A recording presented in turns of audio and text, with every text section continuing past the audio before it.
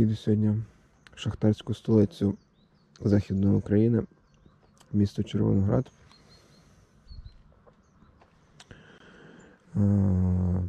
Планую полазити трохи по місту і відвідати доти часів Другої світової війни.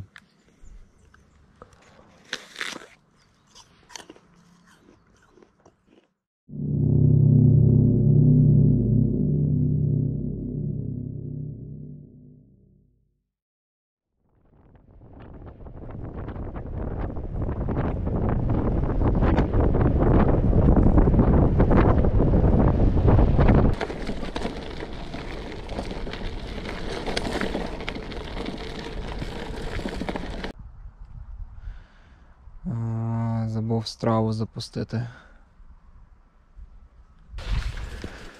Думав скоротити, а вийшло як завжди.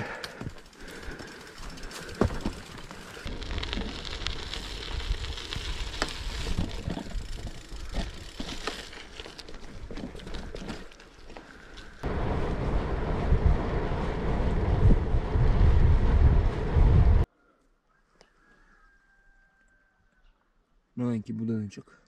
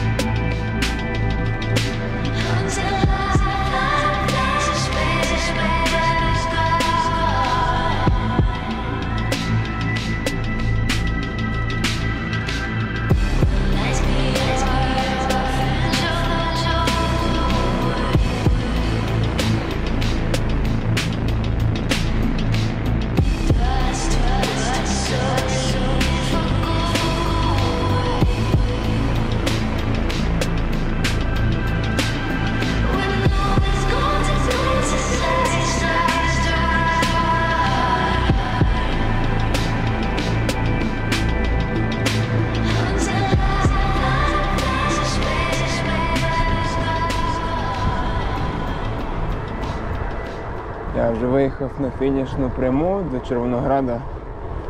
Десь кілометрів 10 лишилось педалити. Знайшов, коротше, прикольний пам'ятник.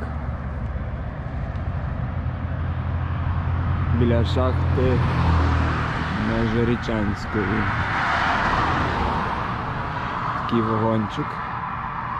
Цікаво, чи вугілля справжнє там. Справжнє.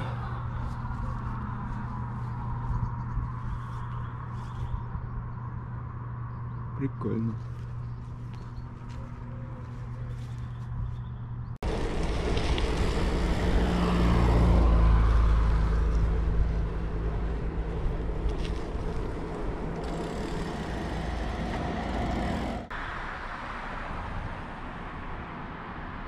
Візитна карточка Червонограда.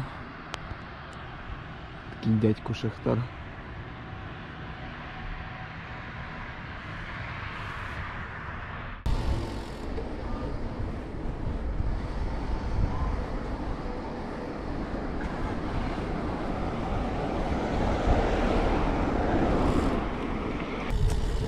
Зараз покажу прикольний райончик.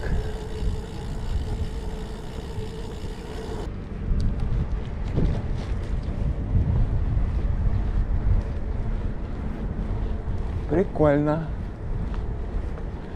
І затишно.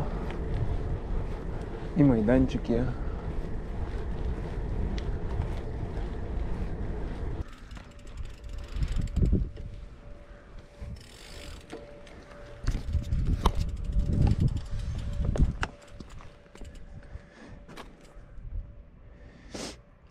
якийсь якийсь ноунейм тип без таблички. О, архітектор чи що?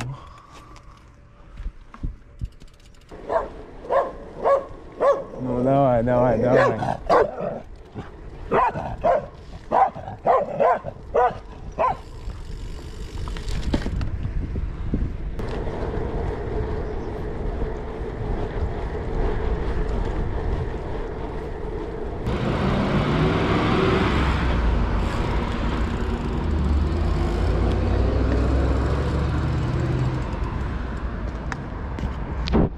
Михайло Грушевський.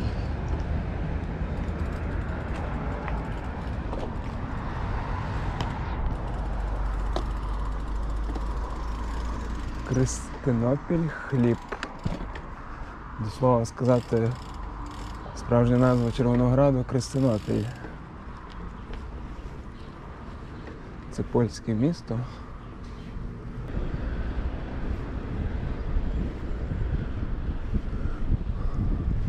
Доволі простора площа. І ще тут є.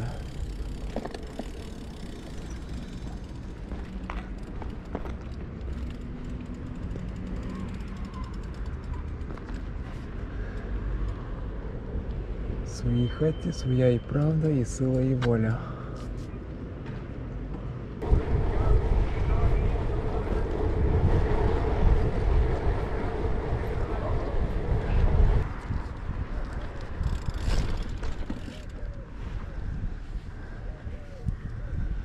Це у нас Червоноградський Степан Бандера.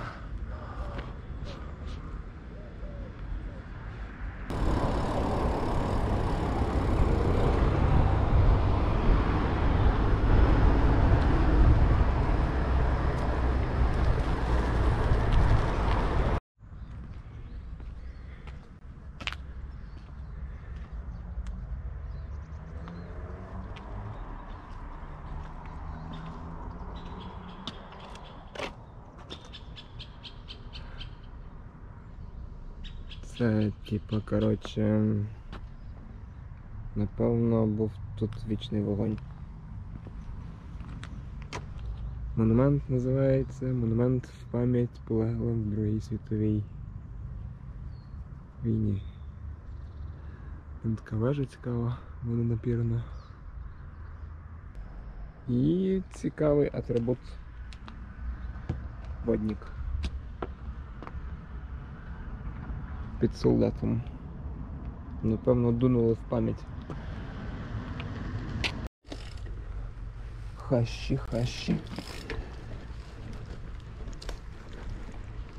Дує, гляну, що це за вежа така.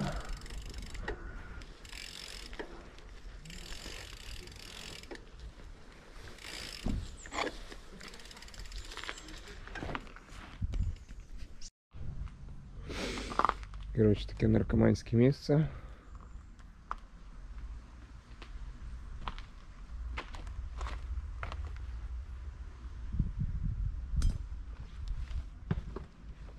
І це, напевно, була водонапірна вежа.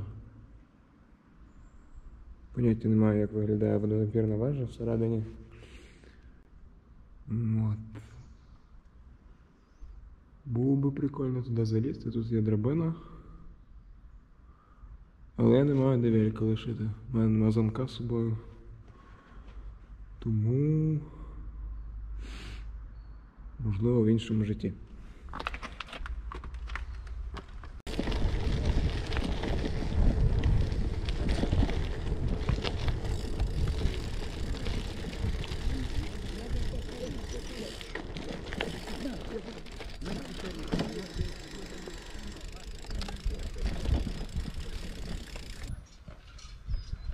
Річка Буг. Зараз на тому мостику переберемося на той берег, будемо шукати доти. Які насправді не належать до міста Червоноград, вони належать до селища з прикольною назвою Бендюга, майже як Бандюга. От. І будемо зараз там шастати.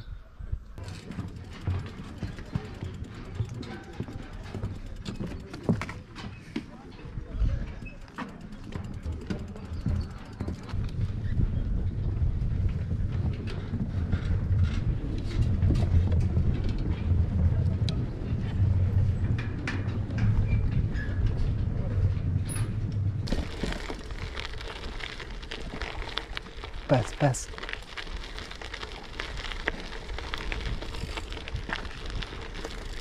А скажіть, я так докладалося, вийду? Да? Докладалося. Да, прямо, я туда иду. Дякую. Прямо никуда не сворачивай. Дякую.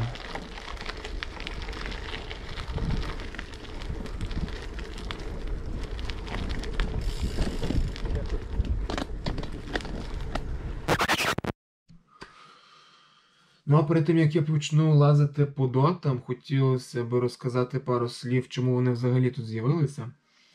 Справа в тім, що 23 серпня 1939 року між Німеччиною та Радянським Союзом був укладений договір про ненапад, так званий Пакт Молотова-Ріббентропа. І вже буквально тиждень по тому, 1 вересня 1939 року, Німеччина вводить свої війська на територію Польщі і тим самим розпочинає Другу світову війну. Поляки, які були не в змозі стримати німецький наступ, терпіли поразка за поразкою і поступово відступали до Сходу. Але справа в тім, що зі Сходу 17 вересня 1939 року вводить свої війська Радянський Союз, пояснюючи це тим, що Польща вже не існує фактично як держава, і вони стають на захист етнічних українців та білорусів, які проживають на її території.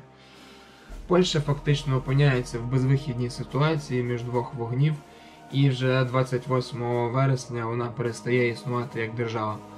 Ну а Німеччина та Радянський Союз утримують спільний кордон та нові території. Звідси постає гостре питання з боку Радянського Союзу, як цей кордон тепер захищати. Тому було прийнято рішення в будуванні нової захисної лінії, яка мала неофіційну назву Лінія Молотова. І, власне, якщо подивитися карту цього регіону, де я зараз катаюся, то кордон між Німеччиною та Радянським Союзом пролягав по річці Буг та Солукія. Тобто Червоноград належав до нацистської Німеччини, а селище з назвою Бендюга знаходилось на території Радянського Союзу. Власне, ось моя локація, де я зараз знаходжуся, і ось перший дот, який я збираюся відвідати. Така ось історія.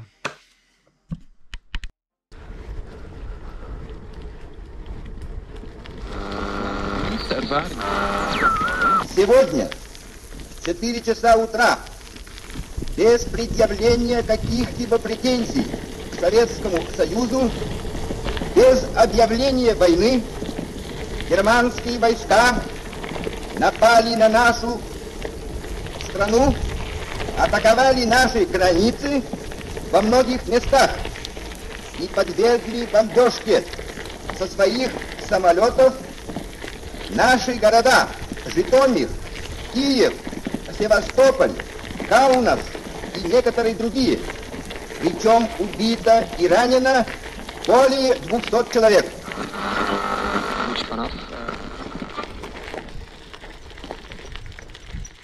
Опа! Проїхав першого дота.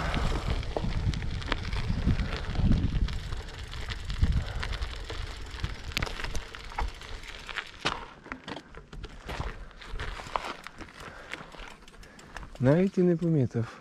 Такий заросший.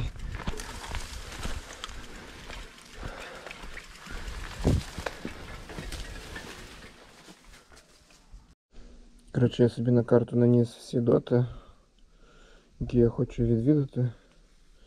І це перший з них. Тут є пам'ятна табличка. Дот має номер 2259.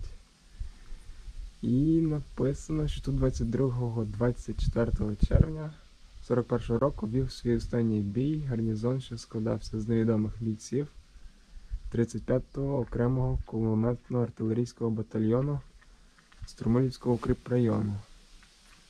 Вічна пам'ять полеглим. Окей. Тут одразу нас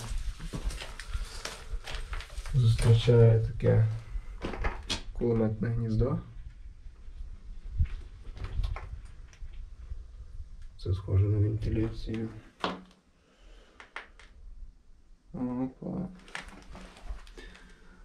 Дот двохповерховий. Один поверх іде вниз.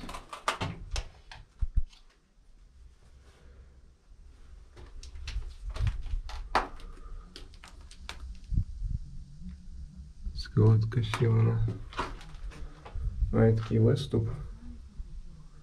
Напевно, коли кидають гранату,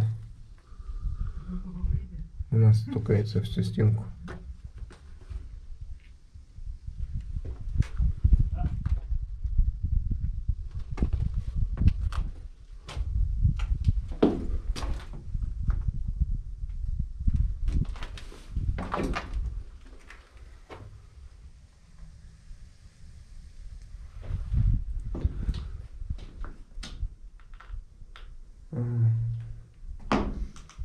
Тут сплять бомжі. І в нас є такий люк на нижній поверх. Нема бажання туди залізати.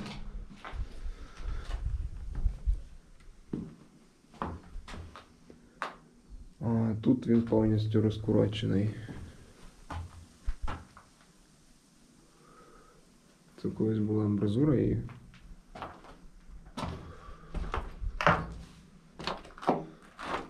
так його розфігачило.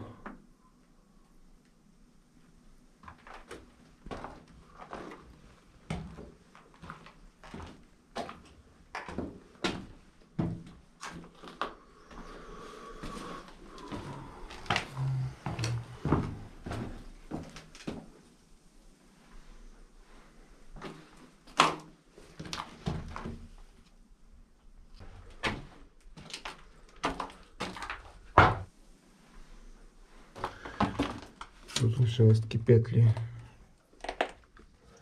від дверей.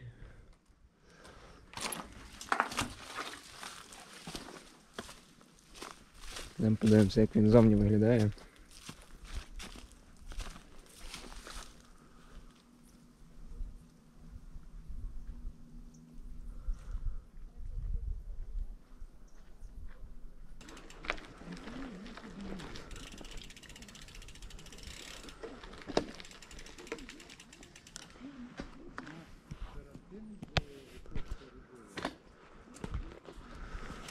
Так, а цей просто в непролазних хащах. Окей, йдемо глянемо.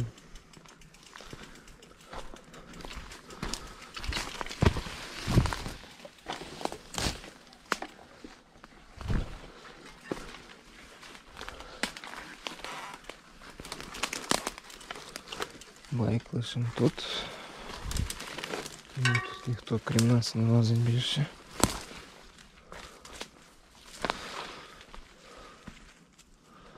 Де тут вхід?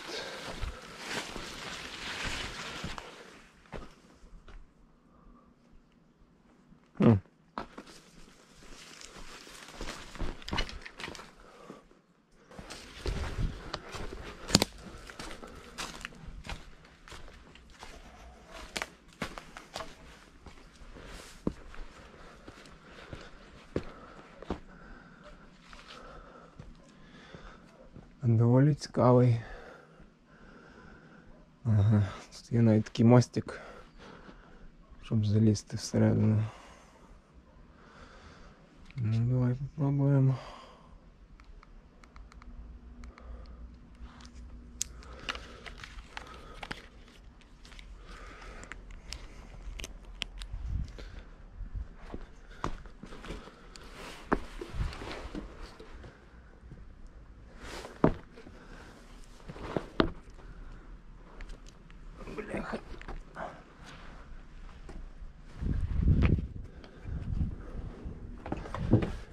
Уху!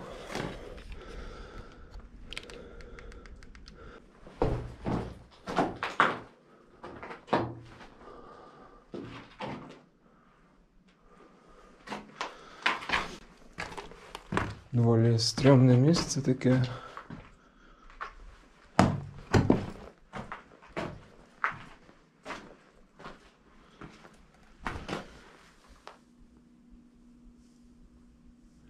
Там знову ж таки видно таку яму. Це насправді не є вхід на третій підземний поверх.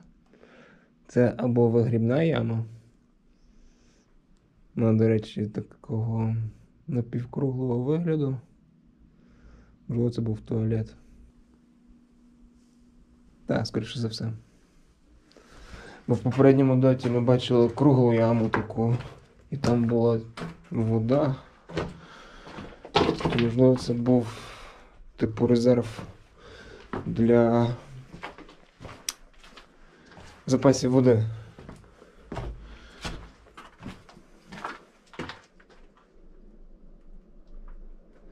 Така амбразура. А ось тут шахта для скидання гільз.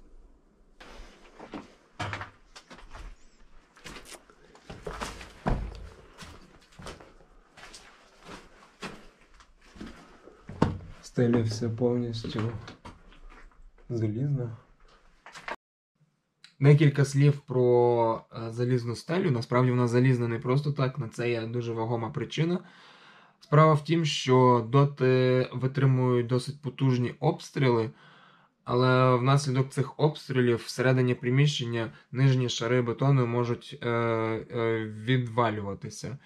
І щоб захистити голови солдат всередині доту під час обстрілу, робилася така залізна стеля.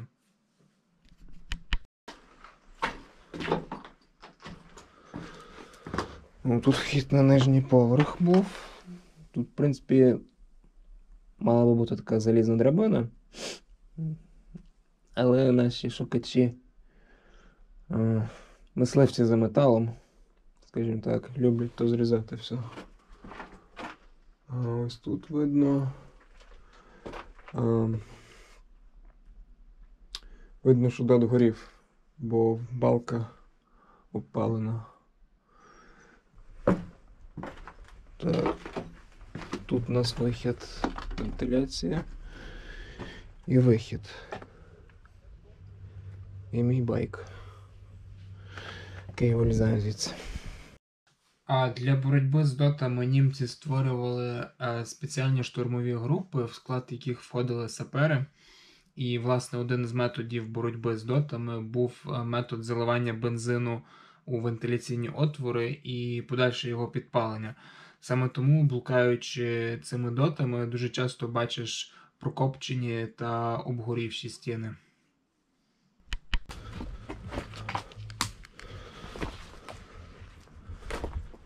Тут, коротше, можна читернути і залізти на нижній поверх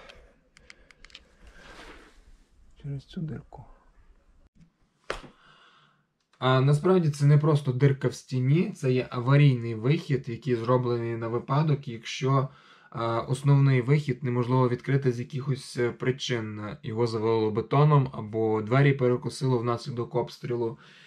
І знаходиться цей вихід нижче рівня землі, тобто солдати, які знаходяться всередині дота, їм потрібно зсередини відкрити ці двері, вигрібти всю землю всередину дота і таким чином прокласти собі шлях назовні.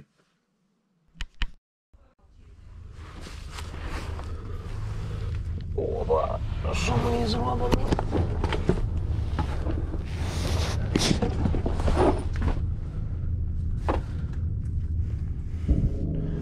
Да, нижній ярус не такий просторий.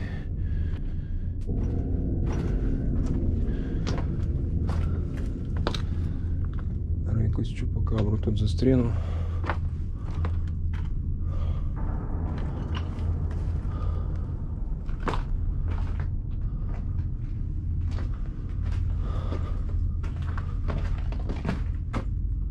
О, тупик.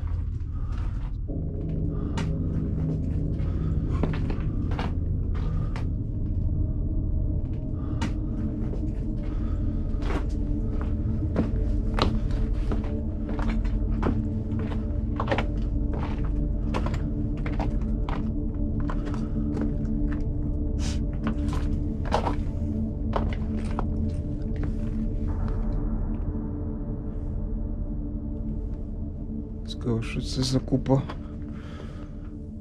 невідомо чого. І тут теж її багато. Ого. А тут хтось, мабуть,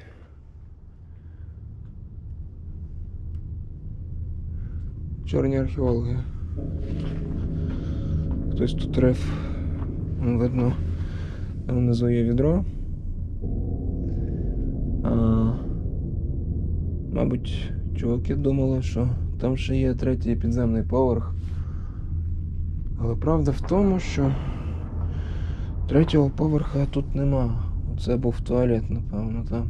Це те, що я звідси бачив.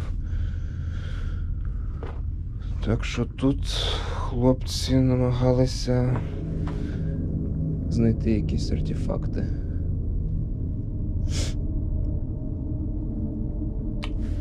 Може, щось і знайшли.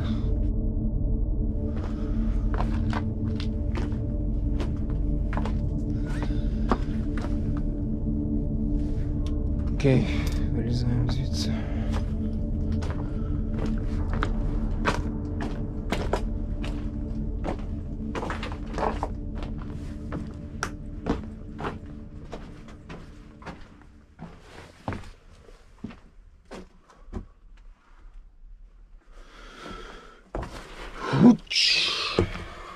О, погано, що я не карлік. Ой, все. Газуємо шукати наступні доти. Йопте. Так, їдемо шукати наступного пацієнта. Це, до речі, Червоноградське кладовище.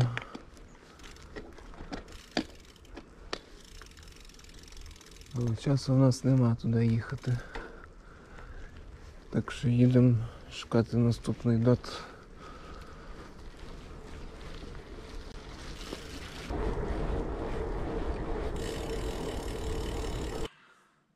Я думаю, вам також цікаво буде дізнатися, в якій частині лінії Молотова ми зараз знаходимось, та які бойові дії проходили в цьому регіоні. Отже, лінія Молотова сама по собі є досить великою, і вона простягається від Балтійського моря до Карпат. І складається ця лінія оборони з 13 укріпрайонів. Наше поточне місце знаходження – це Струмилівський укріпрайон номер 4. Якщо подивитися карту розташування військ станом на 22 червня 1941 року, то ми бачимо, що в Струмилівському укріпрайоні на той момент часу знаходилася 124-та стрілецька дивізія з боку радянської армії, а з боку німецької армії їй протидіяло одразу 4 піхотні дивізії. Це 111-та, 75-та, 57-та та 297 піхотні дивізії, а також 11-та танкова дивізія.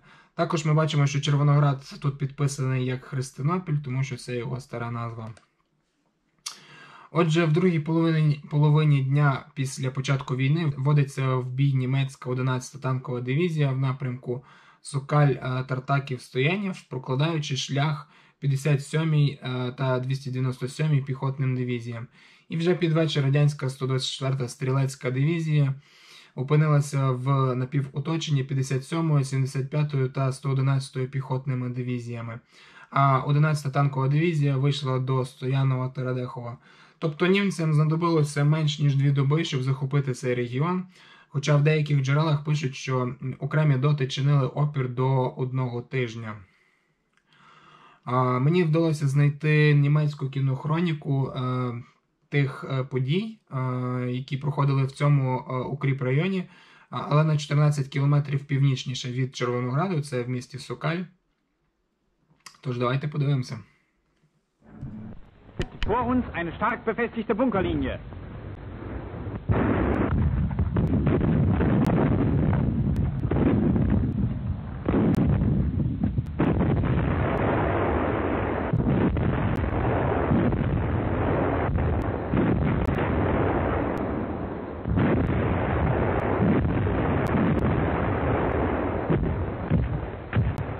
Nach Artillerievorbereitung gehen Sturmpioniere vor.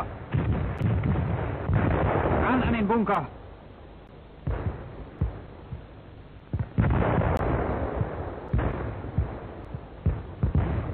Zäher Widerstand.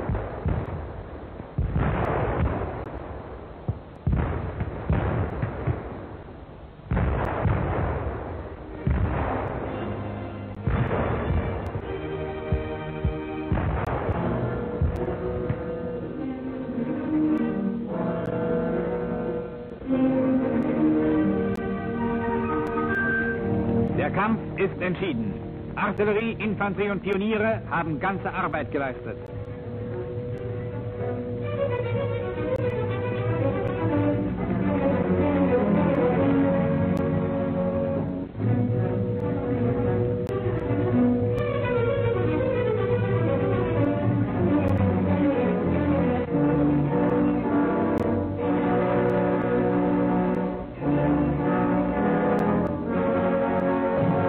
Letzter Gruß dem gefallenen Kameraden.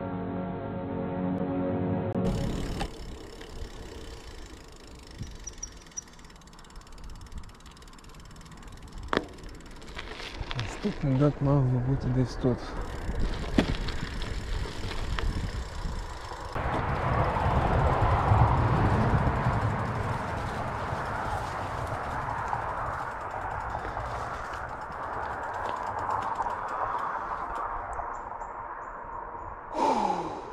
Тут опочиває Джері. Вічна пам'ять. Я, коротше, знаєте що? Я потрапив на кладовище тварин. Тут дуже багато могилок тварин.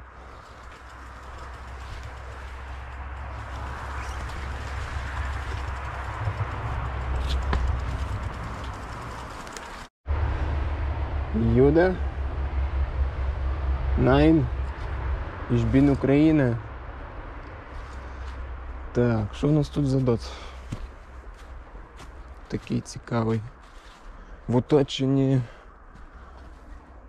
могилок різних тварин. З таким прольотом.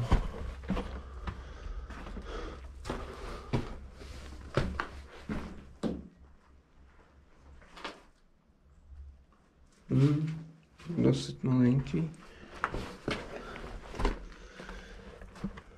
Такі тут петлі з одної та з іншої сторони.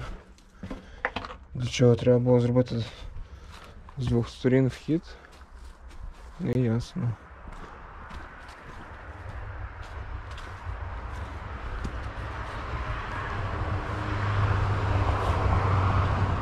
Досить мініатюрний дот.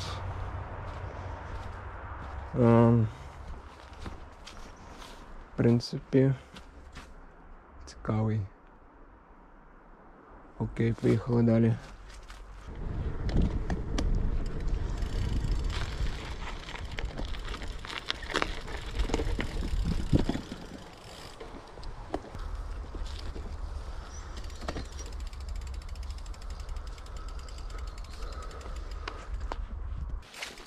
Так, а цей дот так нехило бомбануло. Розфігачило так конкретно.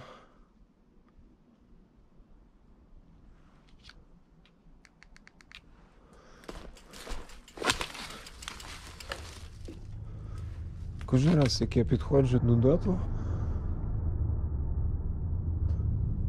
в мене відчуття, ніби хтось всередині є.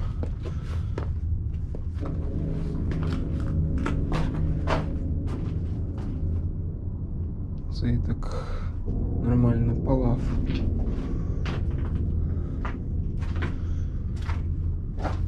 Вау.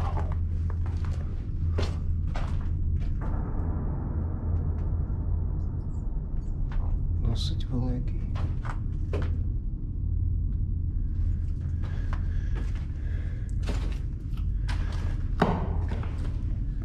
Тут затоплено. Грунтові води підходять.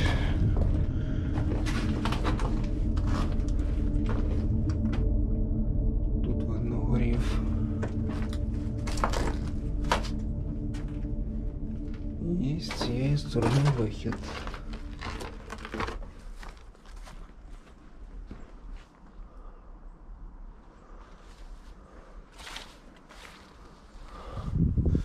Йдемо ще там одну кімнатку глянемо.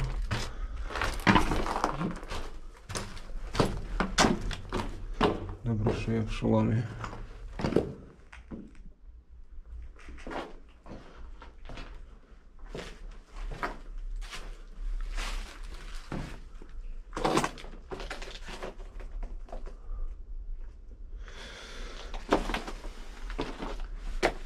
знаю, цьому доту не так пощастило, як попереднім.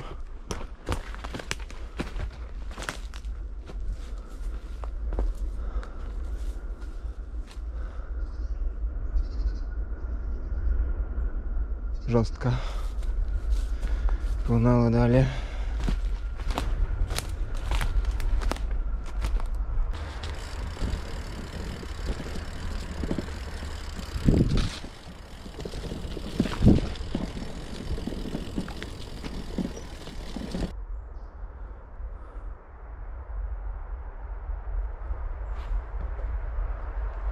Окей. Вже десь близько. О.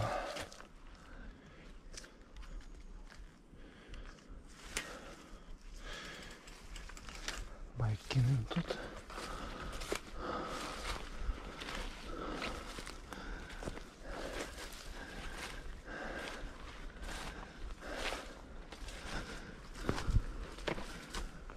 Вау! А цьому взагалі не пощастило. Проломило дах. Йдемо подивимося.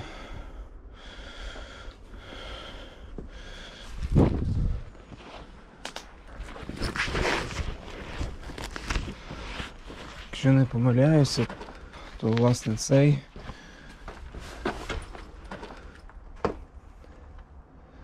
дот був уражений авіабомбою.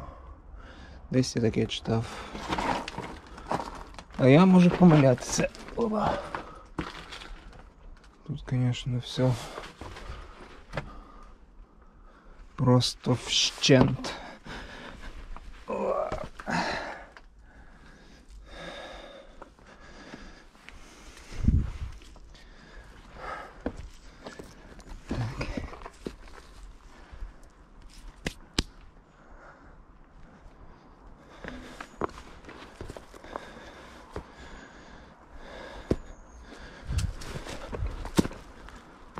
Це ми вилізли на дах.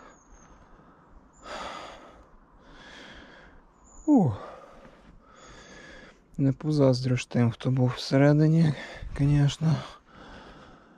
Зб'являє, якої сили вибух був.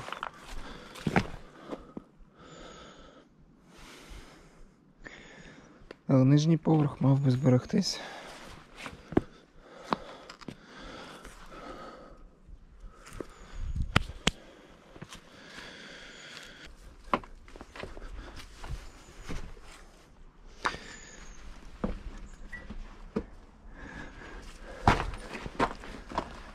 Да.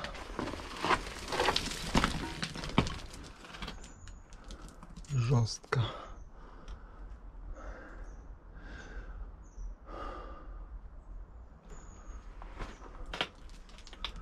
Навіть немає сенсу щось лізти.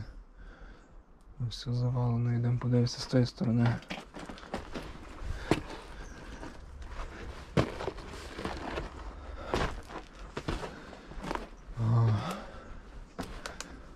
От, власне, одна амбразура.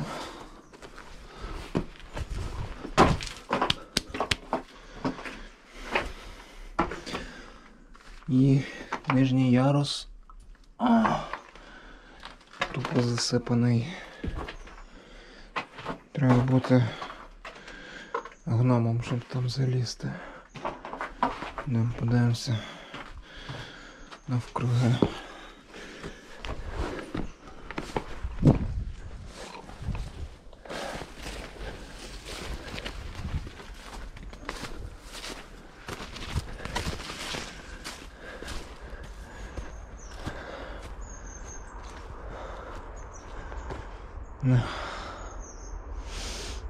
Це був великий дот, але, на жаль,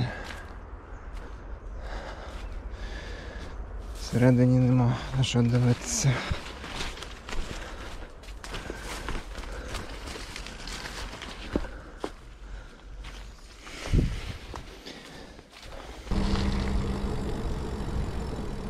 О. Цей дуже заросший, але прямо біля дороги.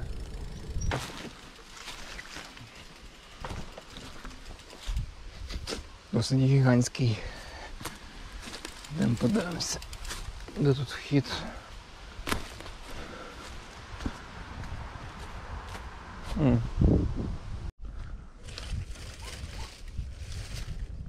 Дот має номер 2155. Текст такий самий, як і на першій табличці. Так, цей дот взагалі є самим важливим в цьому відео, тому що мені в інтернеті вдалося знайти до нього план. Ну я не просто полажу всередині, я ще й розкажу, що де знаходилося і для чого.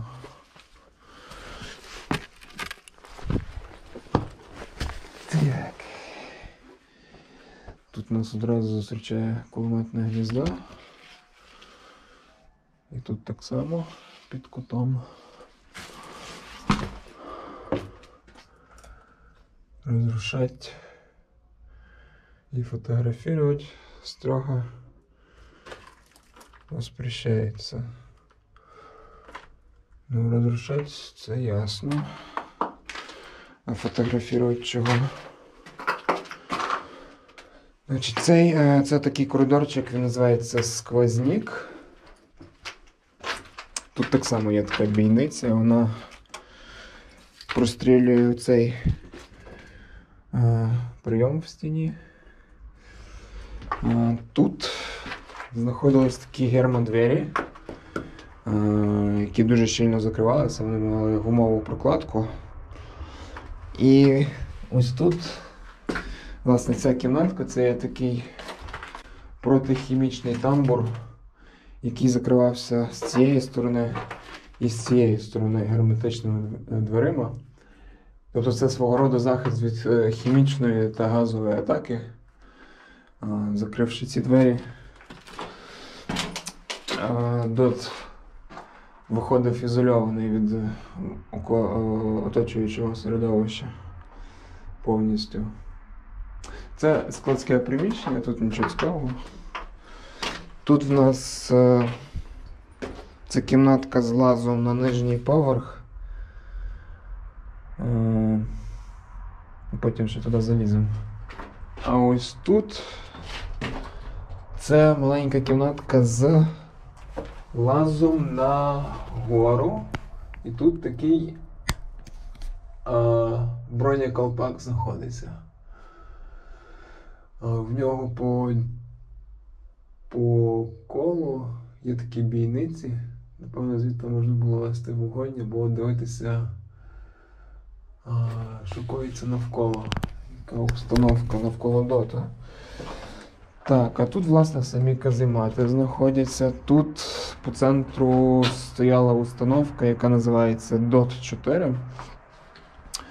Це, власне, установка з танковою пушкою 45 мм, яка була в парі з кулеметом ДС-39. От. Тут інакший каземат, в якому стояла установка НПС-3. Це установка, на якій був встановлений кулемет Максим.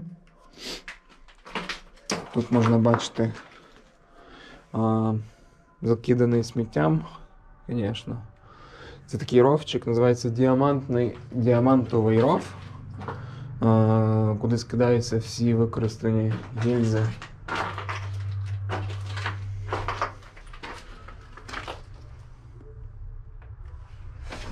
Так. А ось тут це називається кімнатка коменданта з перископом. Якщо бачите, тут є така труба.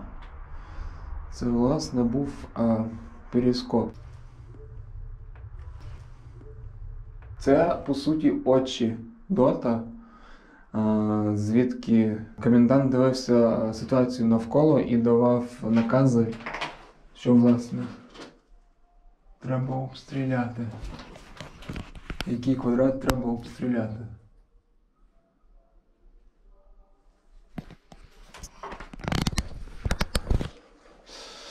Ну і третій каземат. Тут так само стояла установка НПС-3 з кулеметом Максим. Тут така штука є.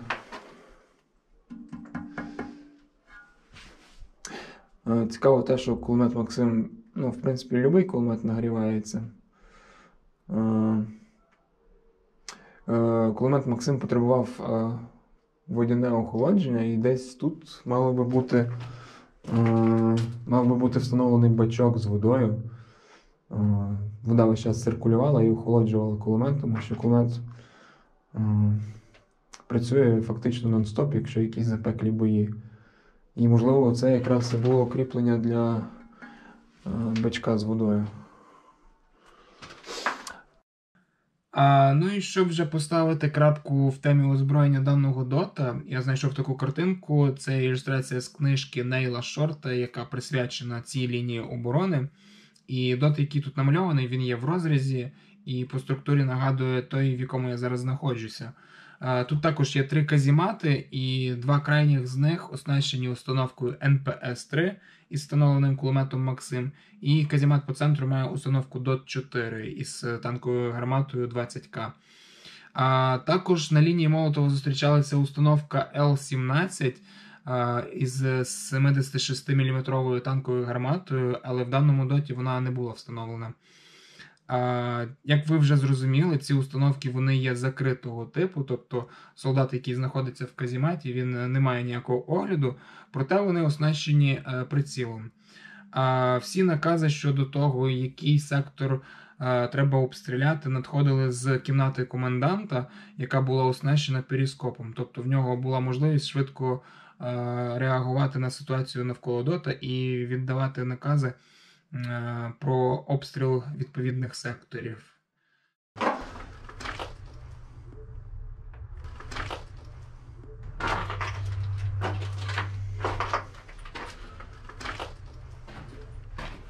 От. Цікаво.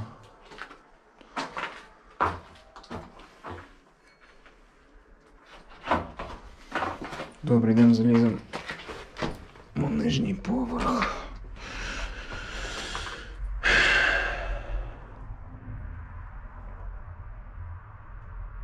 Окей.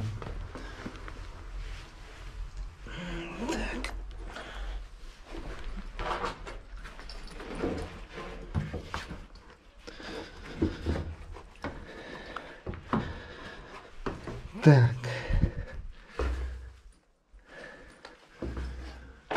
Значить, на нижньому поверсі і одразу ця кімнатка, це є склад боєприпасів. Був склад боєприпасів. Тут знаходилася силова установка. Навіть лишилися такі дирки. Напевно, це були кріплення. Тобто тут стояв генератор, який живив весь той дот електроенергією. І, напевно, він працював на якомусь дизелі, тому тут, якщо чесно, ця кімнатка, вона ніяк не позначена на плані, але я думаю, що це був резервуар для, власне, цього палива, щоб генератор працював. Окей. Так, це кімнатка... Не пам'ятаю, що це за кімнатка. Оце туалет був. Так, зараз гляну план.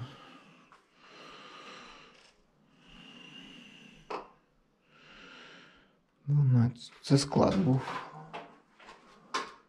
Це був просто склад. Окей. Тут у нас туалет.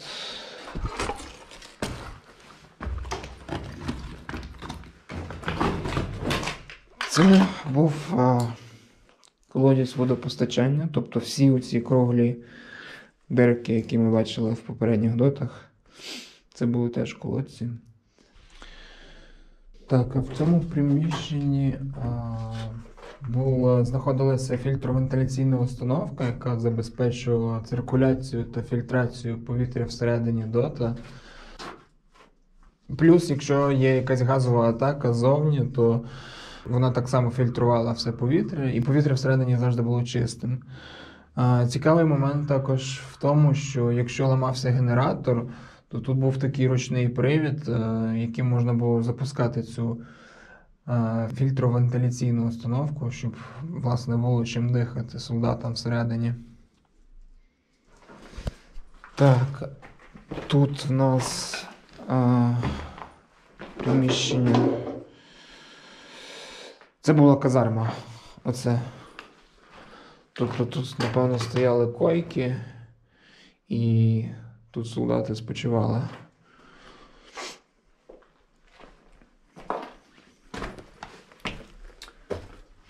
Окей. Валим звідси.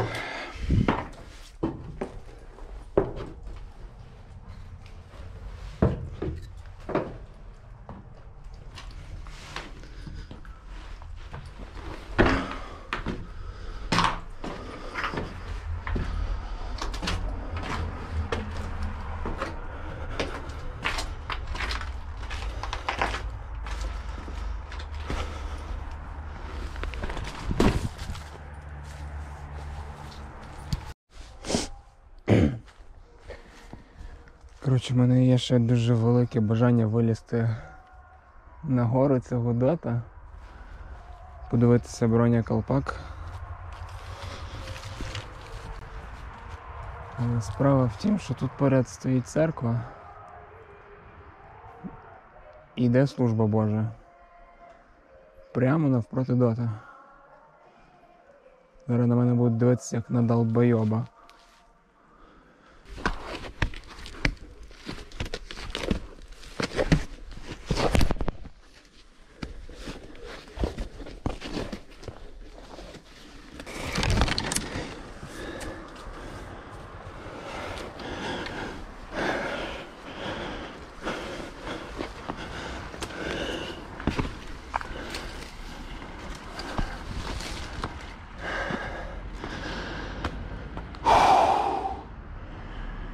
Не знаю, як я буду злізати, але вилізати було важко.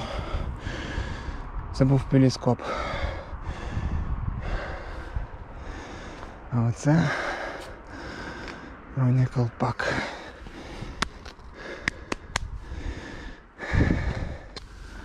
Видно, постріляний.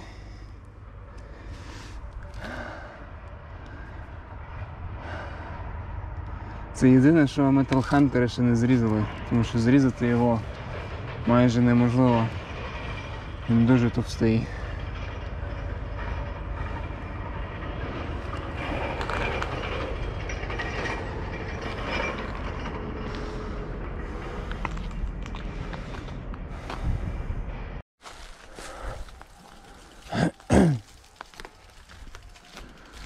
Ось він. Заховався. І що це в нас?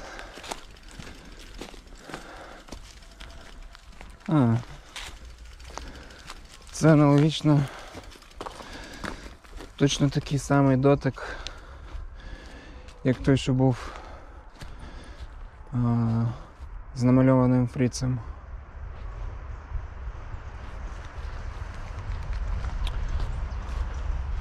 До речі, вичитав вже в інтернеті, що ось цей такий П-образний прильот потрібен для захисту головного входу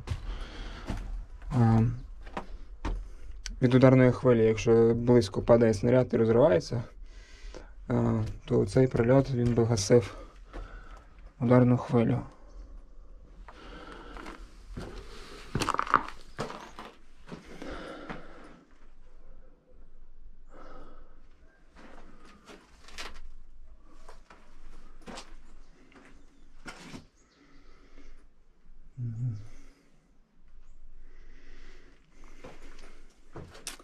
Ця труба, що стерчить, то, напевно, теж був перископ.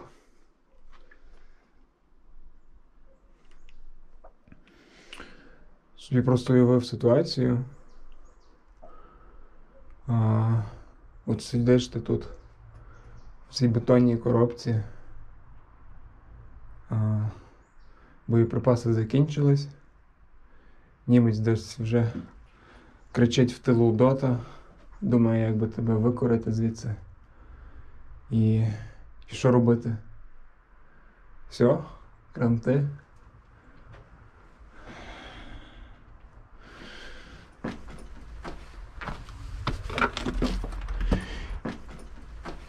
Що робити? Це, до речі, питання до тих людей із сусідньої країни, які кожен рік 9 травня кричать, що вони щось можуть там повторити. Можемо повторити. Ну давайте.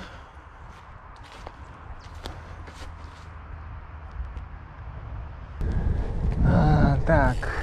Карта каже, наступний дот має бути десь за оцим кладовищем. Їдемо глянемо.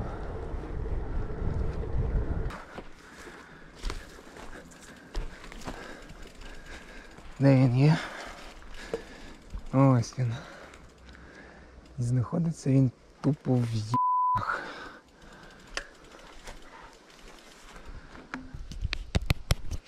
Щоб до нього добратися, треба пройти через купу сміття, якесь болото. Так собі ідейка. Їду ще раз з цієї сторони об'їду, гляну.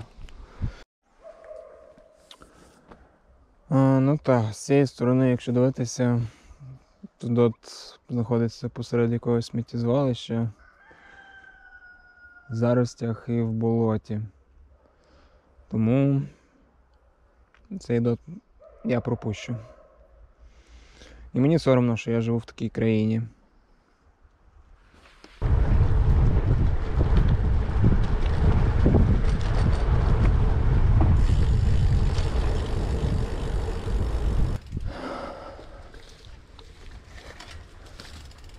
Ага. Так, стоп. Бачу дот.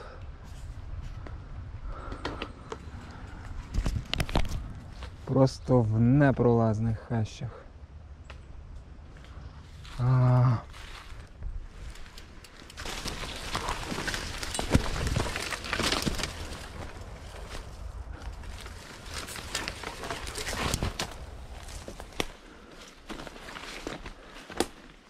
Якийсь забор тут. Але потрапити сюди нам не вийде, тому що він затоплений.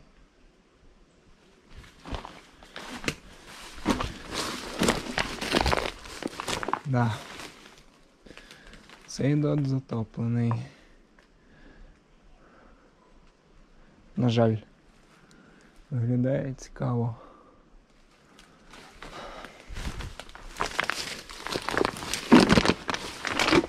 Завжди купа сміття. Куди ж без цього?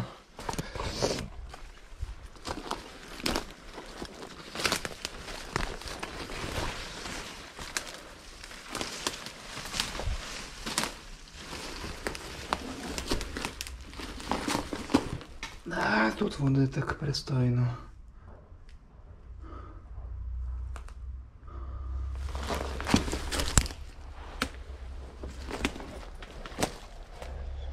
Окей. Що там у нас наступне?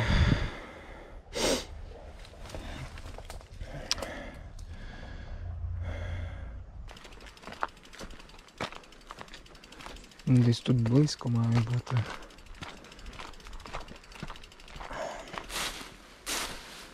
Де дот? Мав би бути тут?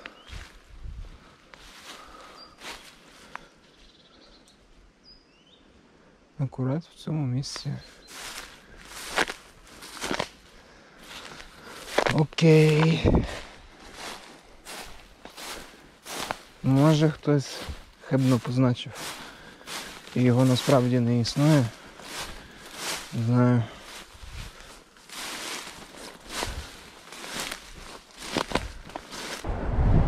О май гад.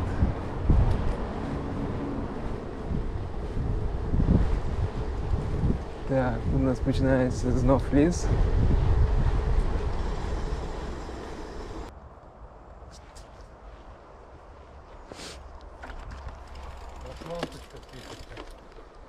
На голові лампочка. А, дякую. Доти шукаю.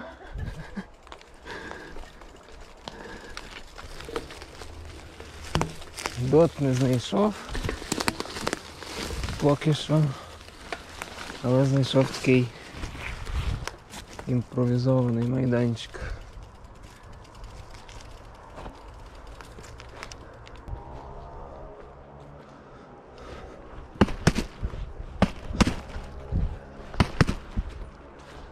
А тут, напевно, відбивають хайкіки.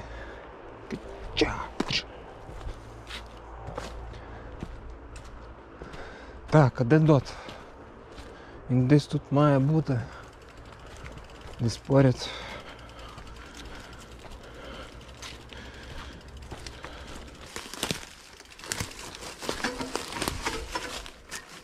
Карта каже тут. Але, мабуть, що знов бреше.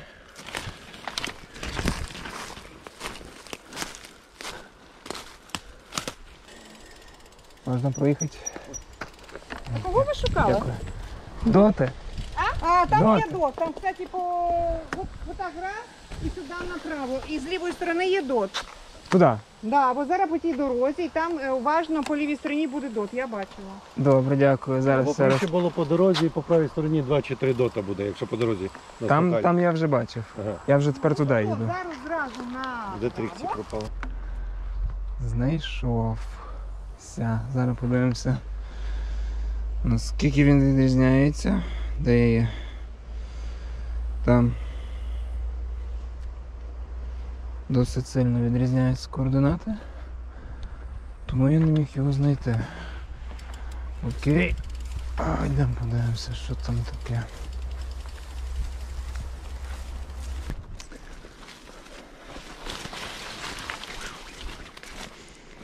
Ось вхід до нього.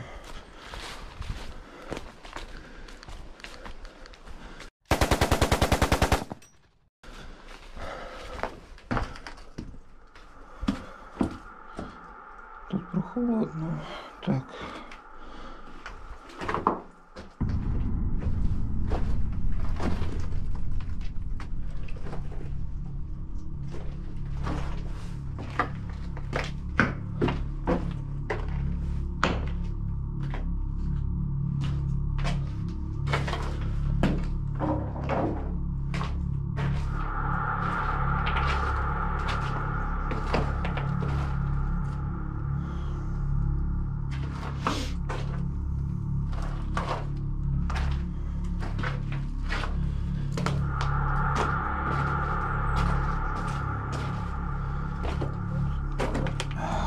Тут з нього вирішила зробити сміттєзвалище, я бачу.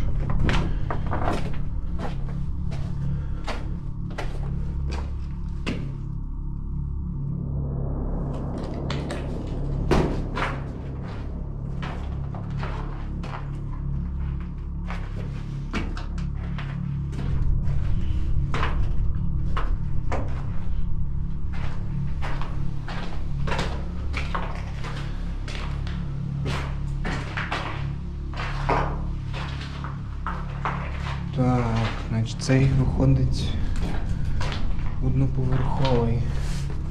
Опа.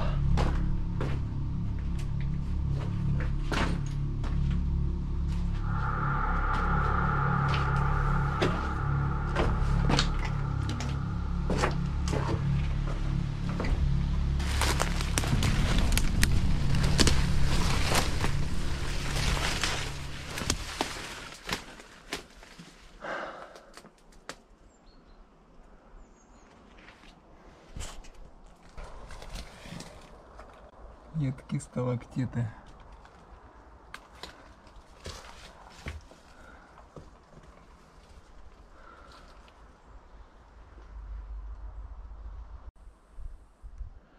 Значить це. Вон, бачите різницю. Я його шукав тут, а він виявився ось тут. Окей. Їдемо далі.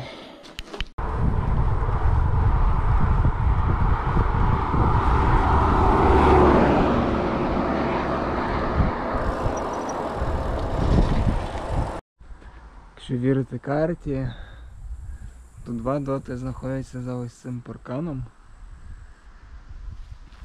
Причому один з них, його локація показується, що він посеред того озера. Часу в мене вже не так багато, тому я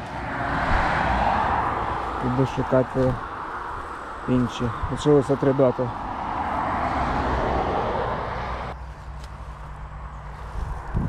Якщо вірити координатам, тут цей дот має бути десь тут.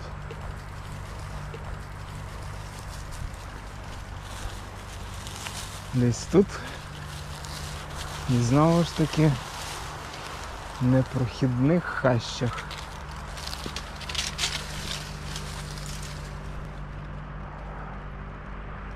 І не факт, що це його вірні координати. Тому їдемо наступні шукати. Лишилося 2.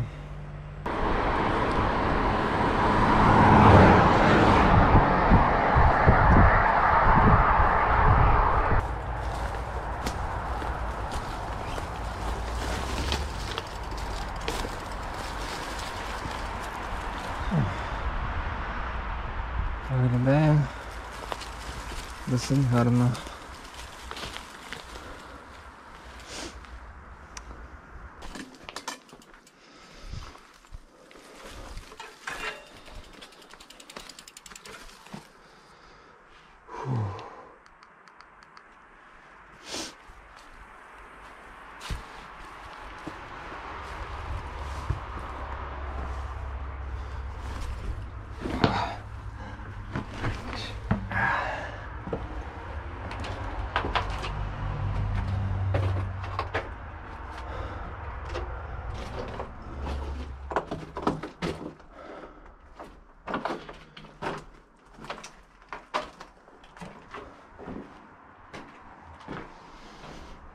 Тут же замість драбин і дошок просто палки з лісу хтось поставив, щоб злізатись, спускатись на нижній поверх.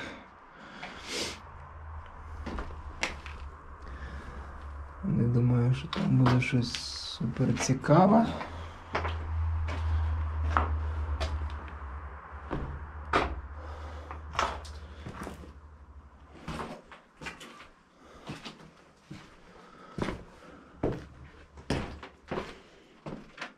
Це, власне, ці шахти, куди гільзи скидаються.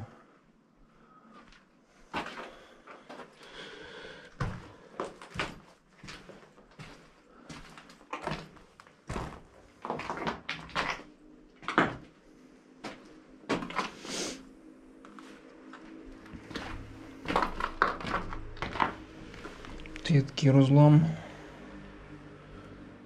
Видно, що гарно попали сюди,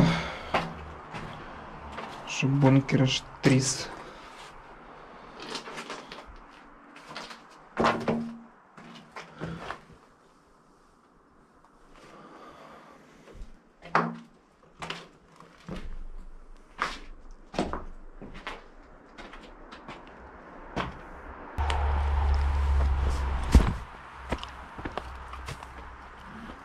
Вода вже закінчується.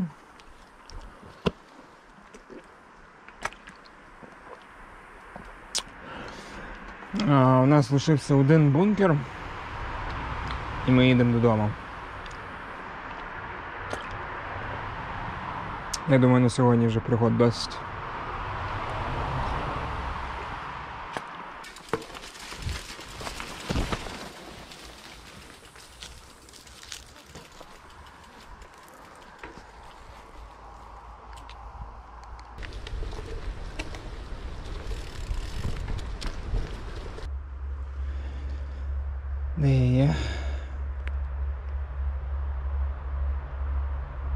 Окей, трішки назад.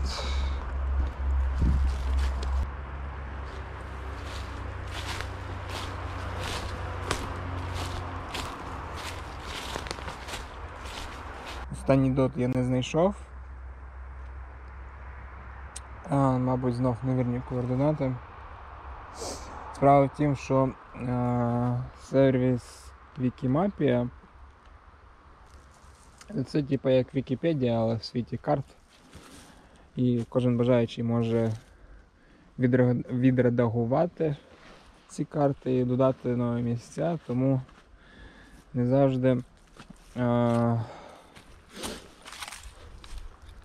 завжди щось буде збігатися. Людина може помилково вбити не ті координати. Тому на цій ноті мушу завершити цю мандрівку. Дякую, що були зі мною. Ну і хочу підвести підсумки своїм блуканням. Отже, з 19 дотів, які позначені тут на карті в цьому регіоні, мені вдалося віднайти лише 11. З них 2 доти, в яких я не побував всередині.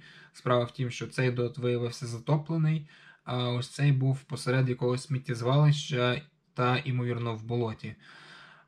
Також є ще один дот, який дуже сильно зруйнований, ймовірно, від попадання авіабомби. Стверджувати не буду. А з тих дотів, які я не відвідав, 6 я просто пропустив через брак часу, і 2 ось цих доти я намагався знайти, але не знайшов нічого. Тому, можливо, тут ситуація така сама, як і з оцим дотом, який я шукав по невірних координатах, але дякуючи грибникам, які мені вказали напрямок, де його шукати, я все ж таки його віднайшов. І пізніше, коли вже приїхав додому, я виправив координати на Wikimapia. Також, як вишенька на торті, я намагався зобразити напрямок, куди дивляться бійниці кожного з дотів, які я відвідав. І на перший погляд отримав таку досить дивну картину, враховуючи те, що ворог знаходиться ось тут. Справа в тім, що система вогню дотів є 2 типів – фронтальна та косоприцільна. Фронтальна – це коли бійниці дота дивляться прямо на ворога, а косоприцільна – це коли дот повернутий боком до ворога і обстрілює ділянку перед сусіднім дотом, а той, в свою чергу, обстрілює ділянку перед нашим дотом. Таким чином вони прикривають один одного. Зазвичай комбінуються ці 2 типи систем вогню, фронтальна та косоприцільна. Ну і, власне, на цьому прикладі, щоб побачити повну картину, необхідно віднайти всі доти і подивитися їх напрямок, куди вони дивляться. Ну і якщо ви надумаєте відвідати ці місця, я вам раджу брати з собою ліхтарик і дивитися під ноги, тому що є ризик провалитися на нижній поверх та скалічитись. Місця ці є досить специфічні, я б навіть сказав крипові, знаходячись в цих дотах. Особисто я почував себе некомфортно. Справа в тім, що тут гинули люди. Яким чином вони гинули, можна тільки здогадуватись. І приходити сюди, щоб смітити, або відривати собі щось на пам'ять, або розмальовувати стіни, це погано для вашої карми. Це є кавалок нашої історії, досить неприємний кавалок, але все ж таки хочеться зберегти його для наших нащадків, як пам'ятку про найстрашнішу війну в історії людства. У мене все. Дякую за перегляд.